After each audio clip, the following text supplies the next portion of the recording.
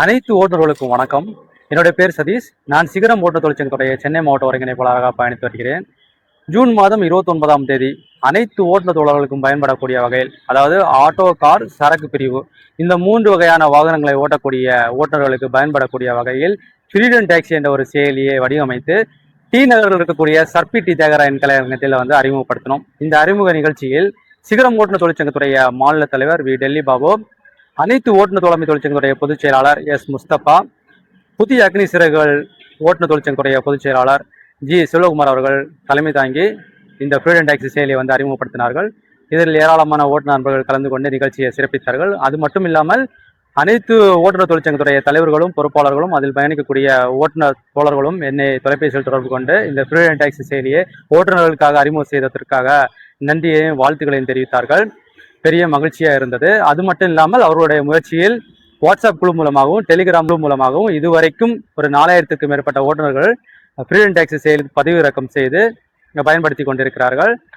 இதில் என்ன வருத்தம் என்னவென்றால், ஃப்ரீடம் டாக்ஸி செயலி அறிமுக நிகழ்ச்சி அழைப்புதல் வந்த உடனே மீடியா நண்பர்களுக்கு, பலதரப்பட்ட மீடியா நண்பர்களுக்கு நம்ம இந்த அழைப்புதலை அனுப்பியிருந்தோம், அவர்களை அழைத்திருந்தோம். ஆனால் மீடியா நண்பர்கள் நம்மளுடைய நிகழ்ச்சியை புறக்கணித்தார். பரவாயில்ல. ஆனால் 9ஆம் தேதி கிண்டியில் உள்ள போக்குவரத்து துறை ஆணையாளர் அலுவலகத்தில் 13 வருஷமாக மாற்றி அமைக்கப்படாத ஆட்டோமீட்டர் கட்டணத்தை பத்தியான முத்தரப்பு பேச்சுவார்த்தை கூட்டம் நடந்தது. அதற்கான அழைப்புதல்கள் அரசு சார்பில் வெளியிடப்பட்டிருந்தது. அந்த அழைப்புதல்கள் பார்த்தும் எந்த ஒரு மீடியாக்களும் அந்த கலந்தாய்வு கூட்டத்தை பற்றியான செய்திகளை வெளியிடுவதற்கு முன்வரவில்லை.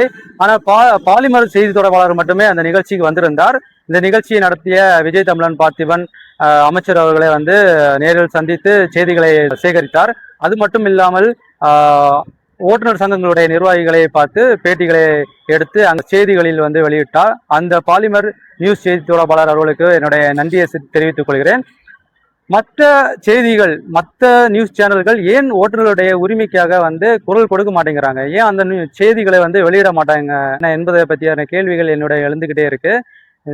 அது மட்டும் இல்லாமல் நேற்றுக்கு கரூர்ல நமது சிஎம் சாரோட மீட்டிங் நடந்துட்டு இருக்கு. அதுல மீடியாக்களை உள்ள ஆலோசனைகளை அனுமதிக்கல, புறக்கணிக்கிறார்கள் அப்படின்ற ஒரு நியூஸ் நம்ம நியூஸ் சேனல்ல பார்த்துக்கிட்டே இருந்தோம்.